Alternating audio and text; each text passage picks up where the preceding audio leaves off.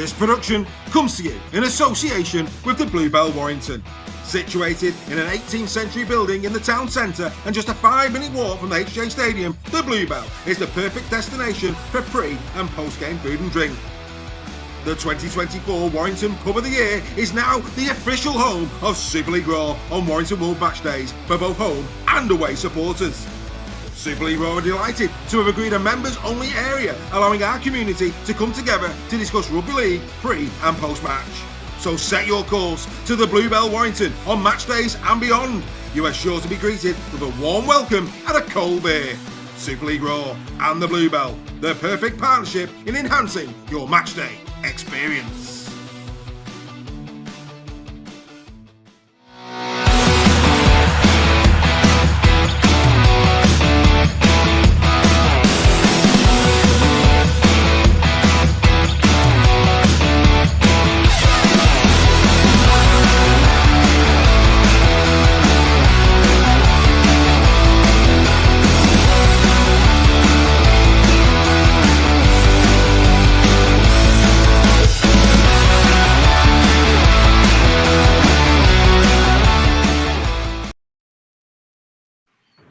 So good evening, welcome, all the very, very best to each and everybody who is watching this evening. Super League Raw is, as always, weekly live on a Tuesday night. You can't beat a bit of weekly, as we always say. Good evening to Dawn Kirkby, Craig Forth, Dawn Baker, Mark Hills with us, Carl Shaw's with us, Rebecca Frey, Alan Clegg, Paul Borman. They're all coming in. Do stay with us. We've got some great debate coming. We want you to get involved throughout on the chat, but you know the score by now. Boys, you included. I've already done it to everybody I know. Like, share, subscribe, and comment. That's right. Like this podcast now on Facebook, YouTube, whatever you're watching it on. Share, and don't forget to press the subscribe button on YouTube. And throughout the show, please, please, please do comment. No wonder Bazza Kingston has got 3 big laughing emojis on his. In fact, we'll put them on the screen. Bazza, a perfect 6 from 6 in the Mastermind quiz on Sunday. We'll talk a little bit more about that a little bit later on, but he's the early pace setter, is the lifetime saying Vaughny to Lee. I don't know if you've heard that one, Steph, but Danny Hardman there saying Vaughan to Lee. Well, I was talking about it before with the wife, actually, and I was like, no, he won't come to Lee, but if he has had a fallout with Warrington, it kind of would make sense with Lee still having a quota spot as well, but and needing a prop. So never say never on that one. You never know. Never say never. Yeah, Parramatta appears to be the favourite on that. That said, I was speaking to Gary Chambers this week, and Warrington seem pretty calm at the moment, so I don't know. Interesting. We'll wait and see. That could be, of course, smoke and mirrors. We don't know. But like I say, we've got plenty to discuss here this evening. Stay with us. Of course, the rugby league season might be over, but we keep going throughout the winter. We're going to have a great bit of fun with you this evening as we go through it. Don't forget, like I say, to like, comment and subscribe. Make sure you keep putting those through. Right, where are we going to start? I'll tell you where we're going to start. Last week, we basically passed a couple of hours, picking a 1 to 17 from the bottom 6. We all had a go at this. And I tell you what, I'm still getting pelters for Ennis Senior. Well, yeah, you reap what you sow there, Mr. Nixon, is what I would say. But you'll see next season. It'll be yeah. You get as bad as Ian Judson saying Hardacre will be on the bench, mate. Believe me, Ennis Senior's not playing centre next year for Cass. But anyway, let's carry on. Let's carry on. So the fans forum have been voting for theirs from the options, and this is the team that they picked. Tex Hoy got the nod at fullback. The wingers, Tom Davies and Adam Swift. They picked at centres, Newman and Issam Masters. The halfbacks were Croft and Abdul. Remember, Mr. Abdul, a 68.5% win ratio for the Catalan Dragons, if you were watching last week. The props, Herb and SAS, of course. And agree with me, Mike McMeekin. Hooker, Mickey McAloran. That one took us a bit by surprise, I have to say. As did the second row, Sims and Martin. I think that was yours, wasn't it, Steph? Sims and Martin, you went that way, didn't you? And then Garcia at loose forward. On the bench, not much size on it, I have to say, but I picked the bench from the highest percentages in each category. So Cameron Smith, Liam Horn, Sam Wood, fair play to Woody there. I thought he had a good season last season, and Lockie Miller, they were the 4. So that was the fans forum. They've been voting all week, gentlemen. How would your teams go on against them, Greg? Do you fancy taking that one on with the one that you picked with Ennis Senior at centre? Yeah, I might have beat that team easy. Do you think? Yeah.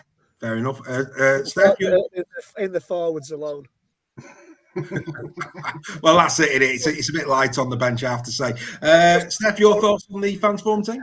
Yeah, mine had done all right against him. I think the coach would have let him down a little bit, though. That's the only problem. Yeah, you were a bit quick on the Lingard one, as I recall last week. So well done, everybody. Thanks very much indeed for getting involved. Well over 1,000 people voted across that during the course of the week. We really appreciate it. Like I say, just trying to have a bit of fun over the course of the winter with you. See how we get on. More and more people, of course, coming in on the chat. Sarah Gore, good evening to you. Also Fraser Howard, Matt Timms, he's with us. Tracy Corbett, Paul Ramsdale Jr., the son of Paul Ramsdale Sr., is with us as well. So great to see all of those guys coming in.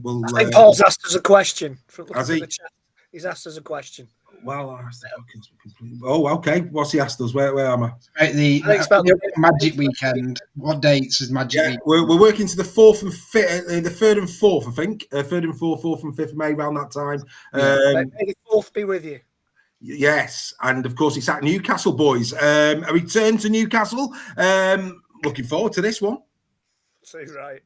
Yeah, it should be some interesting games. It's always difficult because you never know how the teams are going to perform because it's in the middle, isn't it? But there seems to be some quite interesting ties in this one. Yeah, I saw a few people saying that they're a bit disappointed that the hotel prices have skyrocketed since the announcement. It's like anything, isn't it? It's when Same every year. Concerts, same thing happens. It's unfortunate, but that's life. It is indeed. That's life. But that said, when you get the tip off that this is about to be announced and you get an early hotel room, it's always good. But anyway, that's by the by. That is by the by. Right, okay, where are we going now? I'll tell you where we'll go next. We'll go here. Ooh, St. Helens. St. Helens launching their kit this week. I don't know about you boys, but if I had a choice in the shop to buy the men's or the women's, I think the BMC analysis looks a lot smarter. I prefer the away kit, I must admit. Yeah. I don't mind them. I think they're nice shirts. I think the classic Saints ones. I know you don't like the home and bargain, but it kind of fits in for me. I don't mind it. No, I kind of got used to it. Yeah. I think the thing what I like about the home this year is I think it's been very samey. I think the fact that they've dropped the V further down and they've tried to do something. I mean, we always know it's going to be a red V, but they've tried to do something a bit different. So obviously, I think it's a holographic type badge as well. So they've tried to do something a bit different with the home, which I appreciate because I think for me, Warrington are always changing the design and the kit. The Red V limits Saints a little bit in terms of what they can do with it. So I think they've actually done a decent job of that. But like I say, if you look at the women's one, where instead of home bargains, it's got the BMC analysis. Again, it's the same on the home. If I had a choice in the shop, do I buy a men's or a women's shirt? If they did the women's design in a men's size, I'd be buying the women's one because I think it's proper smart with that BMC analysis on it. It's a nice kit, yeah. It's a nice kit. Yeah, it's very, very nice indeed. Right, we're gonna keep rolling with the punches tonight because obviously it is winter. We've got a show to fill. So we've been asked another question. So let's get into that. It's Aidan, your mate, Greg from last week, Aidan Simpson. I think, fellas, can you discuss should Catalan and other French teams leave Super League and English lower leagues and set up a French league? In my opinion, that would strengthen French Rugby League and also International Rugby League. I would rather see what else is he put in there. I would rather see where are we? A strong Bradford, Featherstone, or decent London side in Super League. Yeah, that's coming from a CAS fan. That's coming from a CAS fan. At the end, you don't see a Barca or Real Madrid in the Prem. You don't. So what's your thoughts on that? I mean, should we go to our international man of mystery, Mr. Sale? He likes a bit of France, doesn't he? What's your? I mean, obviously from your travel guide, it would be devastating for you for Catalan to go out the league. Steph, but put that aside if you can. What are your thoughts on the question? I can't put it to one side. I think it's the worst suggestion I've ever heard in the history of Super League. I get where he's coming from. Whether there's enough quality in France where Catalan and Toulouse wouldn't just be miles better than the others, I'm not sure. I think Catalan bring a lot to Super League, and I think the attendances they get. I mean, look at the away fans that are going to Catalan now. I think there's at least 5 or 6 sides that took over 1,000 fans there this season. So it is becoming the norm for people to go over there now. And I think if you were to take Catalan out of the comp, I think they would be massively missed. Yeah, Greg? I kind of agree. Yeah, I agree with Steph's point. If we could be guaranteed a strong French league, I think that's the important thing for the French to do, is create a stronger French league. How they go about that is a different matter altogether. But yeah, I think they would be missed. I think Catalan would be missed if they dropped out. And it's a bit different to the football situation. We've got strong leagues throughout Europe in football. The money's put into football much more than it is into rugby league. I think right back at the beginning, I think the original idea was that the European Super League would be used to develop and build on rugby around Europe, around the continent, and it just never happened. No. There wasn't the appetite for it. No. And I don't, to be honest, I'm not sure whether there'd be an appetite for it now in France. That's my opinion. So I agree with Steph on that one. I think it has been considered, but it's just not something that's going to happen in the near future, I don't think. No, I agree. I think the French, the Catalan, you can't foresee a Super League without Catalan, but you just can't. I mean, they're too established now. But in terms of more French teams coming into it, for me, I think London have given them a lot to think about where that's concerned in terms of what they achieved last year. I think that, all of a sudden Toulouse might not be at the forefront of what people were thinking as we go there, as they go down there. But anyway, there you go. Right, interesting. Keep those coming. Like I say, we tend to answer questions at the back end of the show. We'll tip you the wink. So if you have got a question, get it typed up, get it ready to go, and then when I tell you, get it in the chat, and then we will pick out a few at the back end of the show. Right, before we go on to the next news item, which is really, which is an important one, ladies and gentlemen, we announced this last week. Like I say, don't forget to like, comment, and subscribe. Do not forget to do that. We announced this last week. The Super League Superstars was launched last week. Ladies and gentlemen, cannot believe how popular this has been. Unbelievable stuff. There's still a few remaining, only a few though. You're going to have to be quick for guaranteed Christmas delivery. Everybody's pretty much going through all three sets, the 96 player cards, and rightly so. 96 players included. If you've got a big family on Christmas Day coming round, then why not play Super League Superstars? The way to do it, superleagueraw21@gmail.com. Drop me a line. I'll guide you as to how the ordering goes. Like I say, we are now down to the very last few on these, so be quick. If you fancy Super League Superstars, then you need to be quick. What a brilliant stocking filler that one is going to be this year. Right, okay, we move on, boys. This was announced in League Express and took me, and probably you and everybody else, by surprise. Greg will bring you in on this. Garry Schofield, end of an era. Looks like didn't realise he'd lost an eye four years ago. Looks like he's on the path to, he's been diagnosed with dementia. His partner's now his carer. Love him or hate him, superb rugby league player. And actually, we need more people. I mean, I think John Wilkins pretty much taking over a little bit from Schofield, and the fact that we need people who are going to shake the tree a little bit, don't we? Yeah, he's always been controversial. He was a controversial player at times.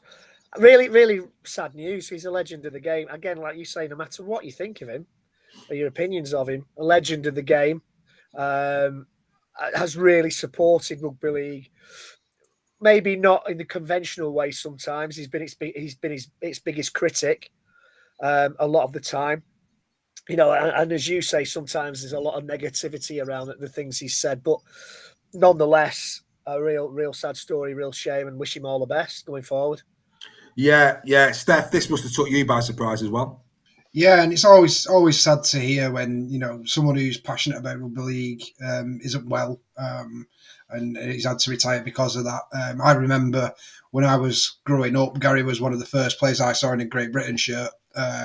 Fabulous player, and yeah, to be a good journalist and reporter kind of thing, you've got to be a bit controversial sometimes, haven't you? You've got to get I'd rather that than just toe the path and nothing changes. So he might be wrong in some things he says, but he's also right in a lot of things he said down the years.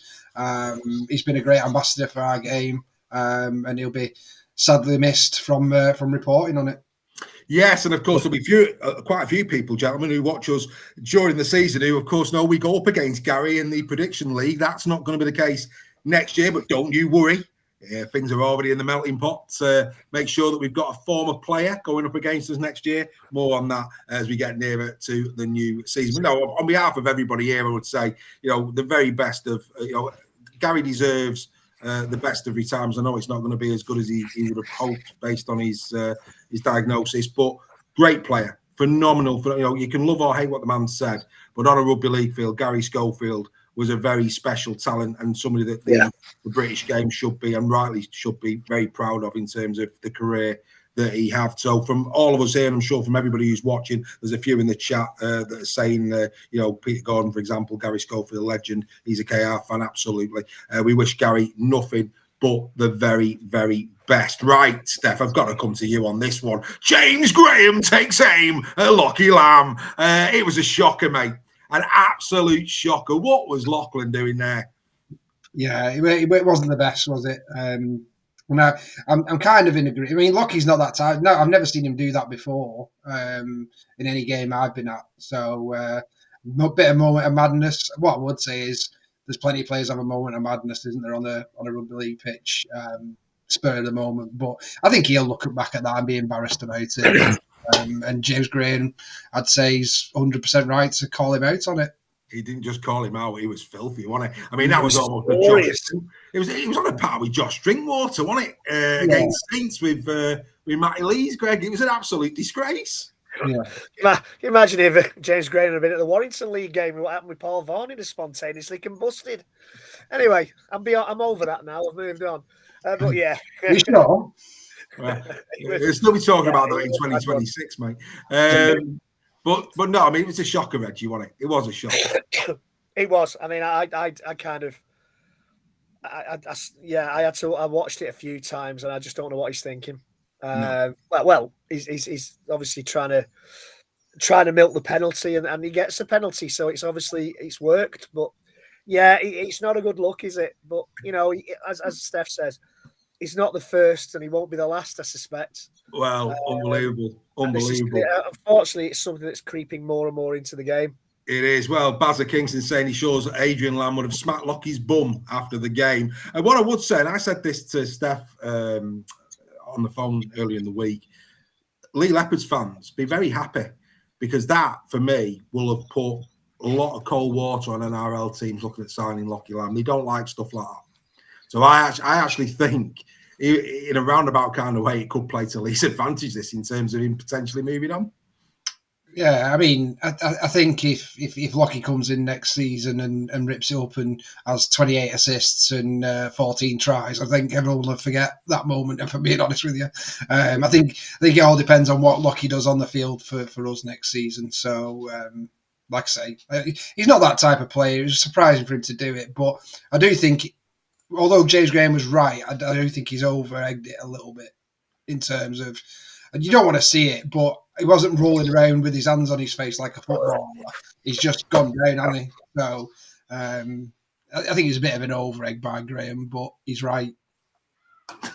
He was filthy about it, wasn't he? Oh, it was brilliant, mate. Absolutely, he was totally filthy about it. But no, it was a shocker, and we've seen a few shockers over the years. We have at pretty much every club.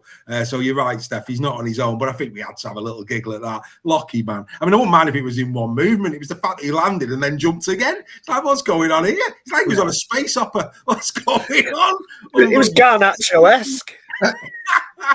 Oh, lucky lad, good lad, well done. Right, okay. James Graham, though. Shout out James Graham, fantastic podcast. First podcast, isn't it? So absolutely. We're always just behind you, James, though. So yeah, just behind Mr. Graham, and hopefully one day we might do a collaboration with Mr. Graham, North to South Hemisphere. Let's get working on that. That'd be a do, wouldn't it? That'd be outstanding. Right, okay, ladies and gentlemen. Now look, this is the beauty about Super League Raw and our membership. Okay, is the fact that we listen to our members. That's what we do. We listen. You know, we any ideas are good ideas. That's what I say. And they were absolutely adamant. They were adamant, and they were adamant, and they were adamant again. So guess what?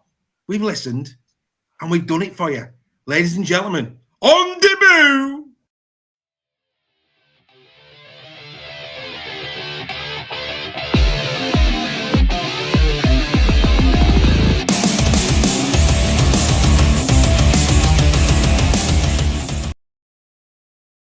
Happy days, ladies and gentlemen. It's now over to Mr. Nixon for his take on all of the news around the women's game of rugby. Mr. Nixon, over to you.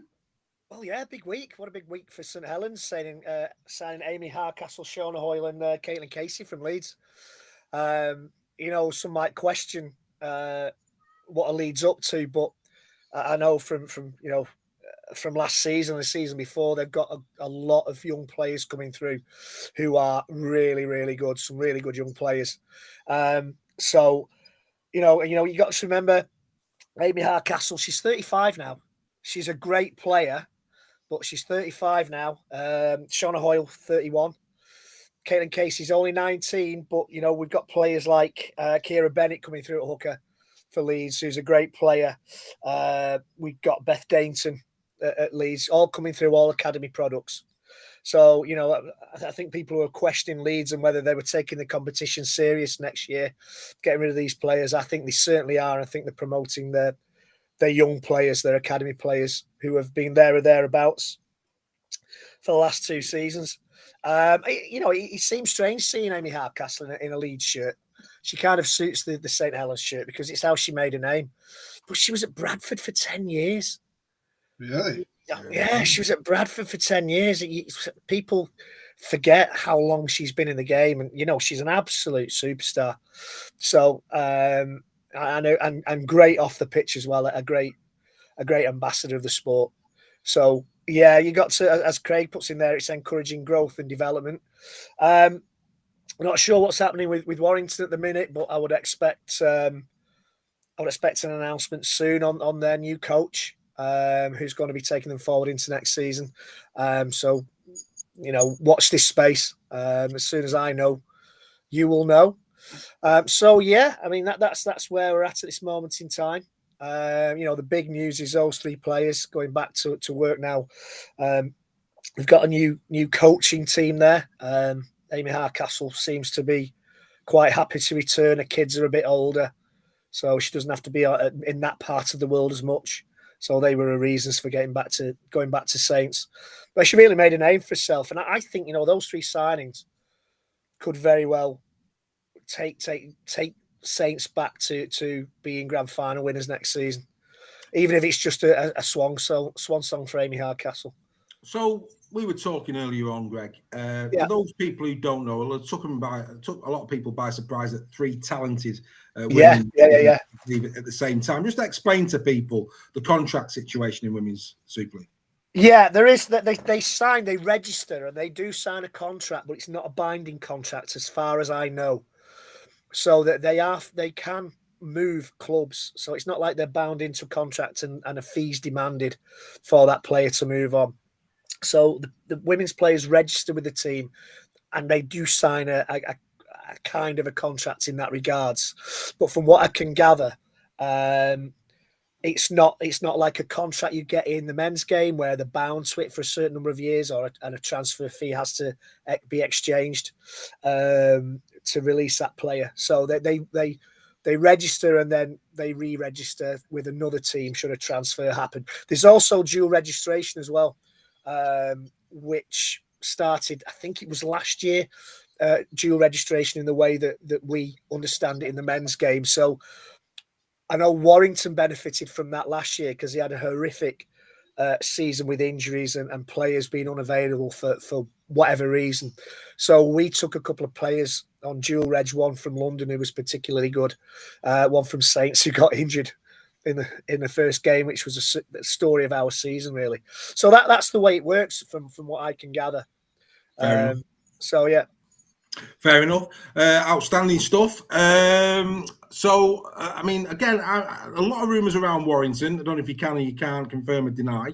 There's a lot of rumour around Warrington that Warrington might not play Super League next year. Have you heard anything? I can't really say a lot. Right. I can't say a lot, but what I can say. Have you heard the rumours? Yeah, I have heard the rumours.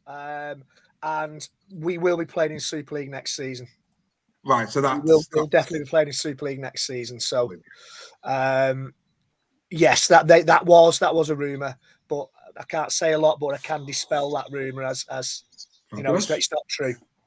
Fair enough. So for all you people out there that have heard those rumours, Greg has pretty much quashed that outstanding stuff. Right, well, I'll tell you what, we'll stay with the women's game. We will stay with the women's game just for a minute, because the next item is women's golden boot. And of course, four nominees from the shores for the women's golden boot were announced this week. Jodie Cunningham of St. Helens, and then really surprising, the other three all from Wigan. Anna Davis, Kerry Smarsh, and Isabel Rowe, all Wigan. Now, where was Georgie Hetherington, the woman of steel in Super League? Where was she, do we think?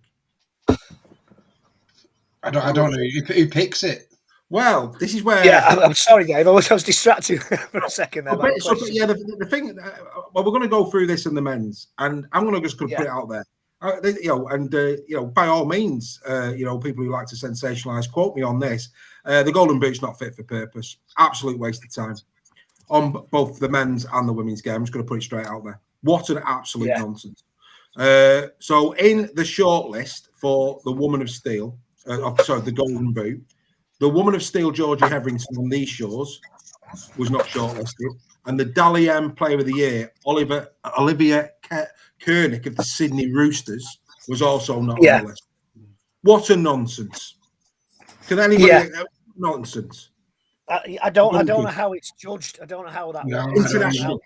It's weighted towards internationals. How can it be ignored what men and women produce throughout the season, right? Because it's an absolute outrage. I mean, it really is. I mean, Georgie Hetherington must be looking at that shortlist. And look, congratulations to the four girls on the screen. Absolutely. But Georgie Hetherington's got to be looking at that thinking, what on earth is going on? And if you think that's bad, here comes the men's. So the men's, right? This is laughable. Here they come for you. So this is who's been there. Now, back in the day, would the best player, so Nathan Cleary, not on the shortlist. So Cristiano Ronaldo and Messi back in the day, can you imagine them not being up? So Nathan Cleary, not there. As much as I had great issues around Bevan French and Man of Steel this year in terms of the amount of games he played, no Bevan French on the list. Here's one for you. You know I like to do my research. Absolute disgrace. Not fit for purpose. Quote me on that. Golden boot. May as well make it bronze. Absolute waste of time. In fact, we might have to do a golden boot. It'll have more credibility. Here we go, right? This is the reality. The English Man of Steel, Mikey Lewis, not on the shortlist. The Dally M Player of the Year, Jerome Hughes of Melbourne Storm, not on the shortlist. Here we go. The Dally M Team of the Year, Tedesco, not on the list. Zach Lomax on the wing is. Brian Toho, not. Stephen Crichton, not. Herbie Farmer, yes. Tom Dearden, not. Jerome Hughes, no. Harry Grant, yes. Joseph Tipani, no. Fanauer Blake, no. Angus Crichton, no. Ellie Kaloa, no. And Isaac Yoya. So of all the nominees, the Dally M, premier game in the world, the NRL, and of their team of the year, only 4 players are on the shortlist for the Golden Boot. There is only one from the British Dream Team on the list, and that's Nene McDonald. Nobody else. It's an absolute outrage. Boys, are you as perplexed? I'm just going to say it again. Not fit for purpose. What a waste of time. Whoever's picked it, hang your head in shame. Go to the farthest island in the world. Watch 2 ants fight on the ground. Because quite frankly, you'd be better off judging that than rugby league. Simple as that. Shocking. You'd probably get that wrong. Probably would. It'd probably be a Spider-Man and he'd say it was an ant versus an ant or something like that. Anyway, we're turning into Spider-Man and Ant-Man now. But anyway, actually probably be better critiquing films than rugby league. Lads, help me out with this. What an absolute farce. I can't help you with it, mate. I just don't know what the thinking is behind it. As who just said in the chat, there's only been 3 internationals. So how can they judge it on international performance? I think it was Mark might have said it. Or Craig. Craig it was. There's only been a handful of internationals. So how can they judge it on international performances? I mean, Anna Davis in the women's game, if we're going back to that, had a great game against France, but France, Wales, but Wales weren't great opposition. She scored a shed full of tries, but and she is a great player, Anna Davis. Don't get me wrong, but there's players from York Valkyrie who should have been there in there. There's Leeds players who should have been in there. I don't know. Swear words elude me, sir. Well, yeah, we don't swear, but if we were to be swear, the air would be blue. Luckily, if they're eluding me. Yeah, Steph. I mean, I don't know how much you saw of this, but if it has just been brought to your attention, I'm sure it hasn't. But your thoughts on this? It's a nonsense, isn't it? Yeah, it's. I mean, to be honest, I'm struggling because I don't know how it works, and I like to understand. It's heavily weighted towards international rugby. Yeah, so this is probably where I need to get clued up a little bit on it before I start criticising. I mean, on paper, what you've shown me there, and based on the players that have been omitted, it does seem crazy. But to be fair, like I say, I like to judge it with knowledge, and I haven't got that to really comment on it, why those players have been picked. So, and that might seem like a bit of a cop-out, but what I am saying is I agree with you. It does sound stupid, but I'd like to see how it's judged and that first. We don't do it as a sport. We just don't do ourselves any favours. No. This type of thing. I It mean, it's embarrassing. I mean, George Williams is on the list. George had a great season, don't get me wrong, for the Warrington Wolves, but George Williams should not be on a list when the likes of Nathan Cleary, Bevan French, and the likes are not on the list. I mean, it's just you're supposed to build your sport around the box office players, and this for me is just like embarrassing, absolutely embarrassing. Anyway, I rest my case. Back over to Greg, of course. John Wilkinson, a friend of ours, of course, Warrington fan, urging people to watch more of Women's Rugby League, and he wants to see more double headers next year. And I think we'd all agree with that, wouldn't we? I think we need to move towards double headers with the women's game, don't we? Yeah. Yes, we do. We've got the facilities on the ground to cater for it. Lee did it particularly well last season with the same kind of razzmatazz around the women's team as they give to the men's team, which is the way it should be. Yeah. John, congratulations to Katie Mottershead, who I think made her England debut. A debut, as they say, against Wales. Yeah. Somebody asked in the question who the new coaching team at Saints in. It's Derek Hardman and Craig Richards. Now, I think Derek Hardman's been at Saints before, and Craig Richards was the England coach. So they've got a really good setup there now. Going back to that question, I think there needs to be Leeds let their women's team play at Headingley. Yeah. Saints women's team play at their home ground. We had some kind of situations with where Warrington were playing and the kind of the facilities they had available at points last season, which weren't very good. I think every Super League team and every Rugby League team that has a women's team should encourage them to play double headers or at least use their grounds facilities as often as you possibly can. It's the only way we're going to grow it. Yeah, it's the only way we're going to go. We can't be playing in a field in Busey against Saints in the Challenge Cup. No. We can't be doing that. We cannot be doing that. Yeah, where the dogs of Busey have left their finest on the field before the game. Yeah, we cannot. It's embarrassing, mate. Embarrassing. We cannot be doing that. Yeah. Top flight sport. I agree. They have to be given the same facilities as the men, and we need to start paying the women as well. And IMG needs to look at this and maybe, you don't get a Class A. This comes wrong, doesn't it? You don't get steady on. It's not that type of show. No, those days are gone, people. You don't get a top grading in for your team if you don't at least give some sort of remuneration to your women's team and let them share your facilities. Maybe that should affect your rankings with IMG in future, which will force clubs to take the women's game more seriously. Before we bring you in there, Steph, Dawn there's talking about KR ladies play at Craven Park normally on a Sunday. Obviously, Lee. What are Lee's plans around the women's game? Do you know? No, well, one of the things I was going to mention, because obviously women's rugby isn't communicated in our community enough for me, and a lot of people will be unaware that Lee got promoted this season. So Lee Leopards will be in the Women's Super League next season. So if anybody is looking to go out and find a women's team to watch, then Lee will be there if you want to watch him. So yeah. But in terms of the stadium, I don't know. I know Derek is a massive fan, and his wife Laura, of the women's game. They've been backers since it was Lee Miners Rangers, and they still support Lee Miners Rangers women's team. I would imagine, if possible, they will be playing at the Lee Sports Village now in Super League. No, knowing Derek, I would think he would encourage that. Yeah, and on your point, Reggie, I think you're absolutely right in terms of there's quite a few things on IMG which are token gestures and stuff like that, or tick box exercises. I think if you're going to do something, you need to do it properly, and I would 100% support, along with the wheelchair and the disability side. DRL and LDRL. If you're doing something, then you need to do it properly, and I would fully agree with paying, even if it's a couple of grand to start with to get it going. Then those players deserve that. The least they deserve is some kind of medical care, medical insurance. 100%. To make sure the club, I'm saying this from a personal point of view, because my daughter's done her ACL and is out for a while, but, should have the same medical facilities available to them as the men, as far as I'm concerned.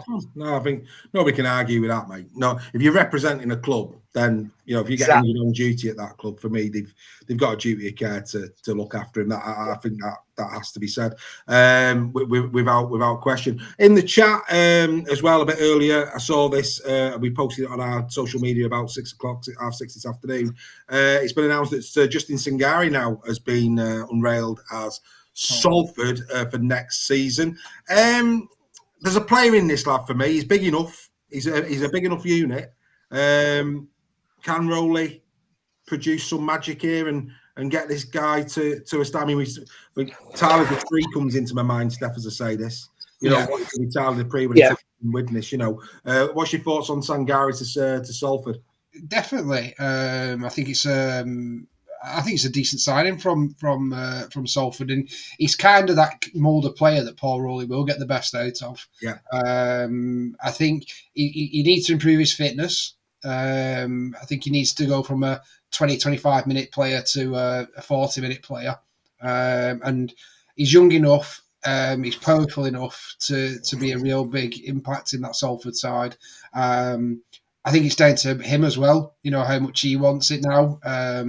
Because I think he has been a bit underwhelming at Leeds at times, but there's definitely a player in there, and I think if anybody in Super League can coach it into him, then I think Rowley's the man to do it.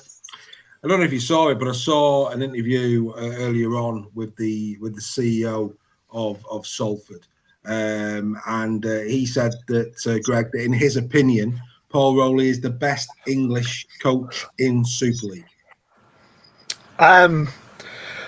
It's hard to argue, isn't it? With the, and not, you've got to be careful not to sound disrespectful, but with the resources available and the players available, he turns average players into good players, and he turns what could be deemed an average team into a top six playoff team. So I'm sure Mr. Burgess might have something to say about that in a couple of years' time, but at this moment, it's difficult to argue with that because he's got this magic that. I think Matt Peake. Well, actually, Steph, he did mention Matt Peake, but his argument around Matt Peake was, look, he's gone into Wigan. Yeah, and it's his first gig. He's got a dressing room full of superstars, whereas Rowley, he's done it tough. He's gone round unfashionable is the wrong word. The lower echelons of the league, and he's turned them into playoff contenders. Which Brian Noble inherited a very good Wigan team. Mm. Well, yeah, it's a good point, and I get your point there. But my point being that he does have a knack of turning average players into really good players, and again, not being disrespectful, Tyler Dupree is wasn't average maybe, but he was a far better player when he left. Paul is a superstar British coach without a doubt. Yeah. But what is Paul's stroke of genius is he turns journeyman and average players into a team of players that can compete with the highest in Super League, and that's probably the biggest compliment I can make to him. Well, let's get a bit of control. Look, let's go for it, boys. Let's have a bit of fun on Tuesday. Before we do, good evening to Nicola Burtonwood. Good evening, Nicola. Always nice. We've each got a kiss, boys. There's 3 kisses there. We'll have one each. Marvellous stuff. But on the topic of Dupree, he did turn him into a great player when he went to Wigan, and I would argue Dupree's gone backwards. I would argue that day he's got, and this might upset Dawn Baker and maybe Craig, but I think Tyler Dupree in the latter part of his time at Salford was playing far better rugby league than he's played for Wigan. I would agree. Yeah, I don't think he's gone backwards. I think he's plateaued. He was like that at Salford. Now he's gone like that at Wigan, where the performances. It's difficult to judge this one, to be honest, because he might well be performing at the same level he was at Salford, but because he's got players around him who are that step up, it might appear that he's not playing as well as he did at Wigan. But he's surrounded by. He's not getting game time. He's not getting the game time, Reggie. Either. Whereas at Salford, he was the main prop pretty much. You know, the upcoming superstar. He was getting a lot more minutes, and I'm sure Dave will come up with the stats on how many minutes he played at Salford and how many minutes he's played at Wigan. But go on. But I would be surprised if his minutes per game hasn't dropped off significantly since he's been at Wigan. But he's never been a big. He also had an injury, didn't he? Also get suspensions and injuries as well at Wigan. Yeah, but he's never been a big. Even at Salford, he wasn't a big minute player. You know, he's a 40. You know, you might get over the course. At most, I think you're getting a 50, maybe a 50-minute player in 2 stints. You know, he's not getting that at Wigan. We know he's not getting 50. But again, you know, you look at the Wigan side, and you know, let's be honest there. I'm sorry, but they brought him in. I think they brought him in for a fee, as I recall, which Wigan don't do. No. And yet he can't get in. And again, no disrespect, but he can't get in over Havard and Burn, who they produced. So why would you pay a fee to bring Dupree in? To sitting behind players that you think are better that are coming through your system. So when he was brought in to start. I don't care what anybody says. He was brought in to start, and now he's behind Havard. He's behind Burn. He's behind Mago. He's behind Thompson. And they paid a fee for him. I know. Now that should tell you that something's gone wrong with Tyler Dupree at Wigan. For me personally. Well, you could argue as well that playing in a team as dominant as Wigan, it should be easier as a prop forward because you're getting quicker play of the balls. You know, your hooker's giving you the ball a lot quicker off a one ruck as well. So you should be able to dominate and make those meters. So you could argue that in a dominant Wigan side, he should have been playing better than he was at Salford.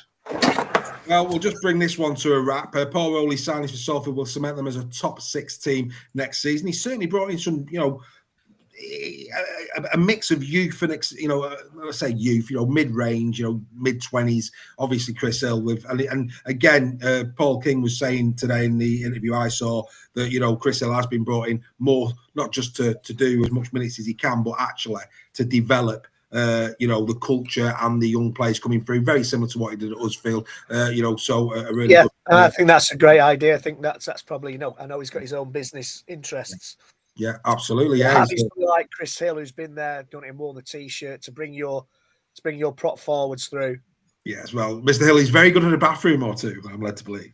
Very good at doing the odd bathroom, I'm led to believe. A fine plumber. Has he done your bathrooms? He's not, no, but I like Chris. He's a friend of the show. I'll give his business a plug. No problem. Plug.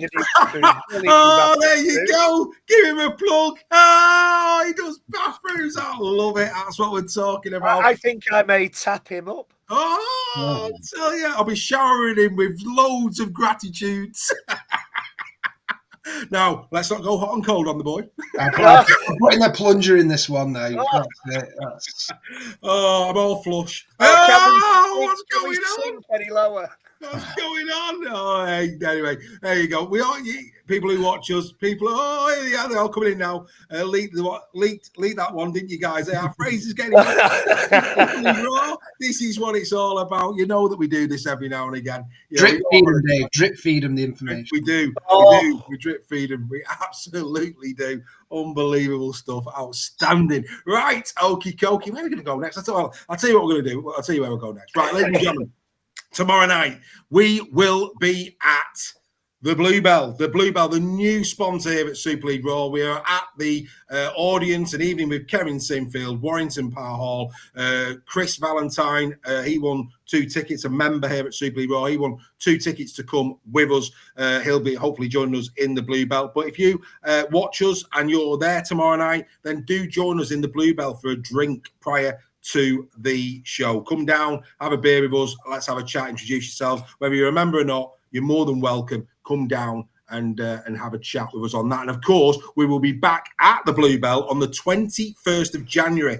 Super League Raw Live. It's, of course, 21st January 2025. Tickets are on sale now on our Patreon website. You can go over to Patreon. You can also look at our memberships as well while you're there. But that's where you're going to get your tickets for Super League Raw Live, 21st of January. Doors open at 7 p.m. It's going to be a great night. Loads of announcements on the way in terms of who's joining us. We've already announced that Earl Crabtree is coming. He's going to be bringing some other Huddersfield people with him, we're led to believe, on the night. And there will be representation from many other clubs as well. It's going to be a great informal evening. We hope you can join us for that. So, yes, the 21st of January, go over to our Patreon website and like I say, maybe get yourself a ticket for that. Come and join us. And if you're in Warrington tomorrow for the Kevin Sinfield evening with myself, in fact, even all of us there, Joel's with us as well. All of us are going to be there for that. Do come and say hello. Let's have a beer beforehand and we can all walk over together. Right, like we did last week. You know, it's not right for me to sell the membership. So let's hear from one of our members on what it's meant to him to be a part of Super League Raw.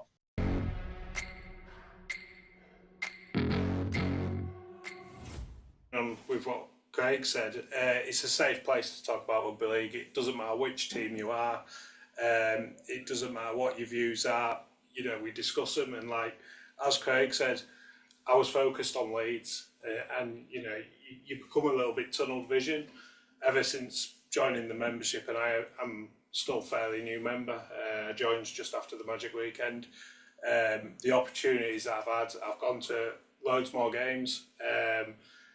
Went to the grand final with you guys. That was an experience and a half. That was absolutely hilarious. Really good to meet you guys.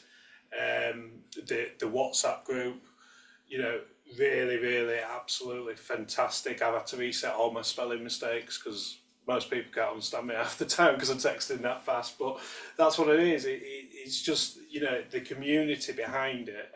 You know, it gives you something to look forward to for the weekend now because you're not just watching Leeds anymore. You're watching Hull FC, you're watching Hull KR. You know, that last few games, it really enhanced the Super League experience with the last few games of the season because no one knew who was going to finish in the playoffs or who was even going to get to the final. So yeah, it just really enhanced my Rugby League experience. But thank you again. You know, like Earl Crabtree mentioned my granddad. You know, that's going to stay with me for life. It generally will. We were in tears at weekend, or the other day. We really were, because that just meant so much to me and my granddad and to my family as a whole. So, yeah, thank you very much for that opportunity. Mate, it was absolutely my pleasure.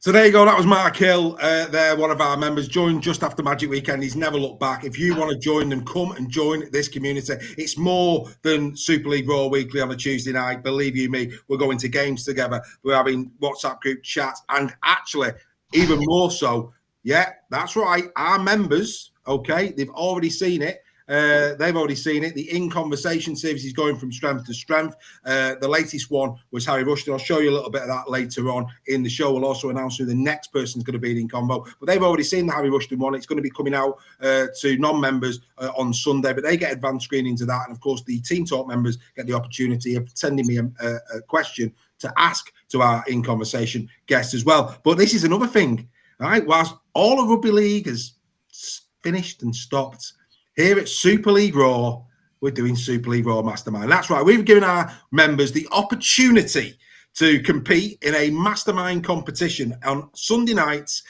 We've got 4 groups that are now playing to try and win their division, and then we'll go through to a semi-final and a final. Prizes on the line for the league winners, and a big prize on the line for the one who eventually wins it. This is the type of thing we do at Super League Raw. Bazza Kingston taking on Peter B. It's the KR head-to-head. Here we go. Ooh, bragging rights in round 1. Here we go. Right. 4 lorry drivers as well. There we go. Okay. So, as Pete, you lost the first one. Do you want to go first or second? Yeah, I'll go first. Why not? You're going to go first. Right, Pete. This one's for you. Oof, it's a toughie. Right.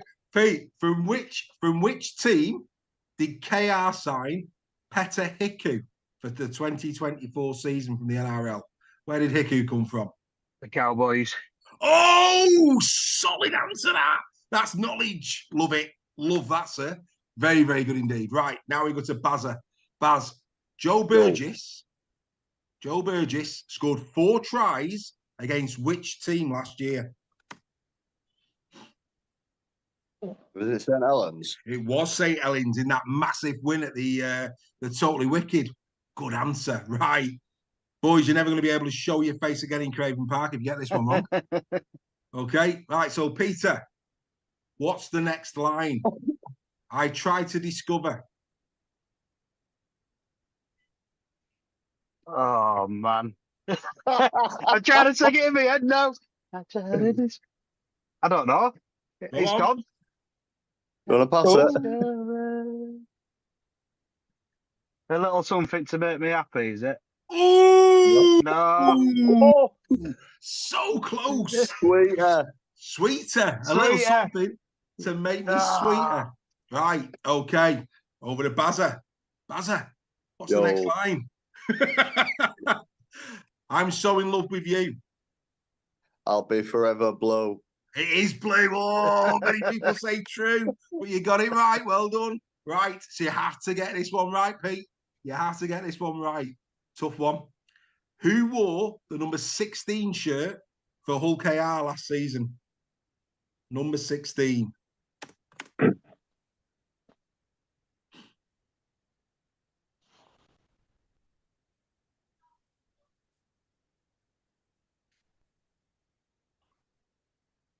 Trying to think. I was going through them all earlier as well. Oh, God. When you put on the spot. It's not, is it? I've got it in my head, but I'll get one what I don't know. No matter. Is a prop. I'll give you a clue. Oh, you can't be doing that. Unbelievable. You know help the lad out, don't you? Oh, man.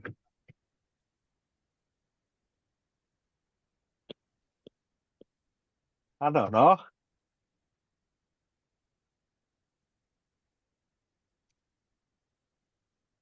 I'm not being funny, mate. Was it Whitbread? Oh, he got it right. Well done. It was Jai Whitbread. Well done.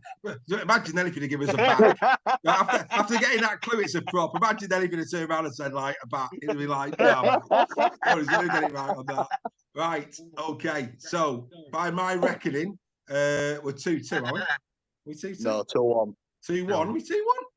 1. No, that's his 2. And you've got 2. I've got 2. 2-2. Yeah. So this is for the win, Bazza. 2-2. This is for the win. So this is for the win. All right. Who wore the number 27 shirt for KR last year?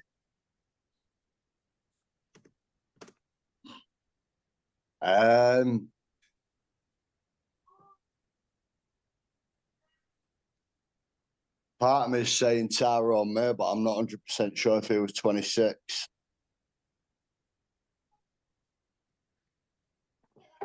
I'm going to stick with Tyrone May. And you will be right for another win. Right. Another win. Well done. So Bazza is flying. Another 2 points for Bazza. Well done, Bazza. I have to say, Pete. Congrats, mate. That was a better showing, Pete. That was a better show.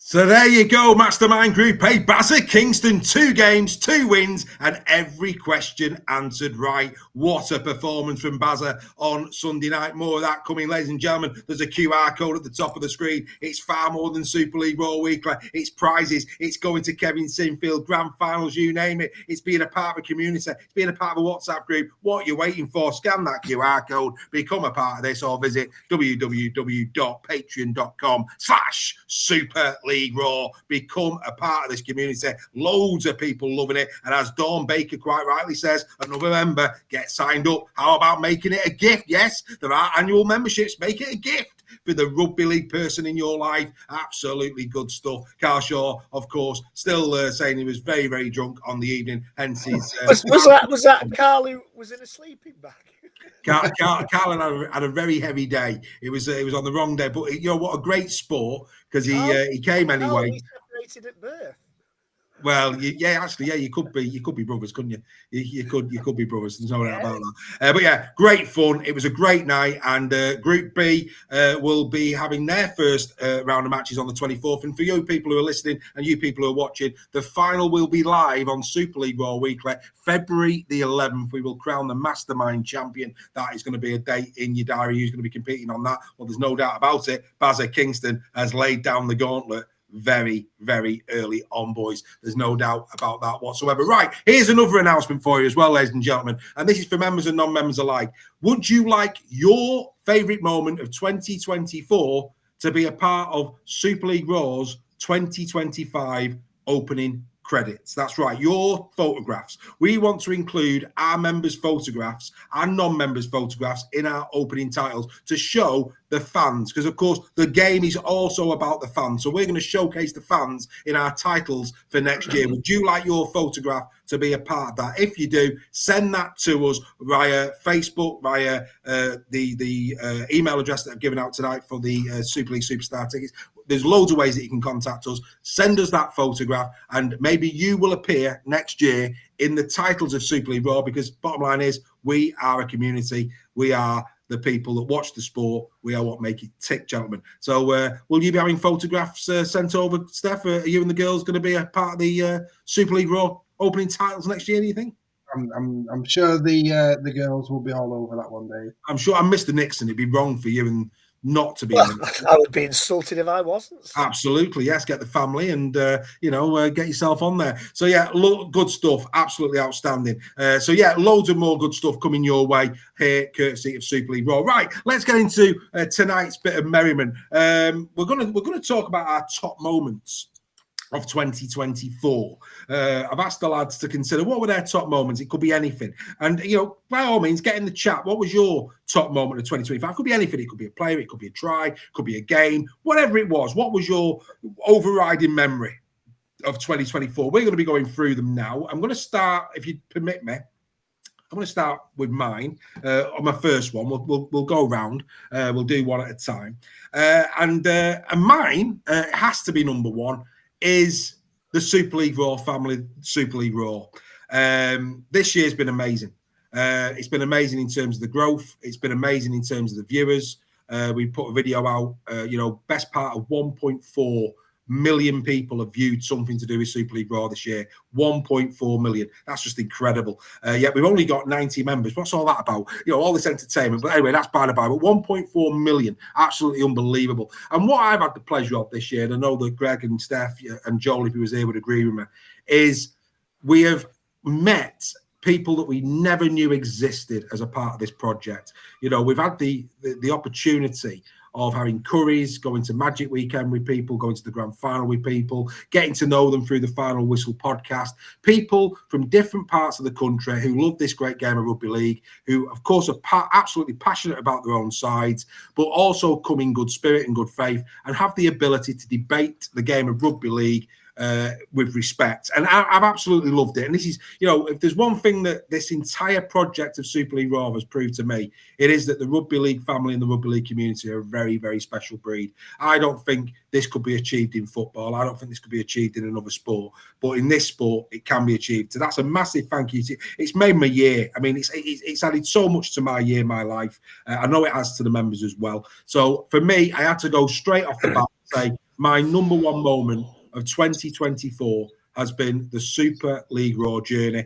Thank you, everybody who's been a part of that, no matter how little it has been or how large it's been. I just can't thank you all enough. Thank you very much indeed. Right, Greg, your first one.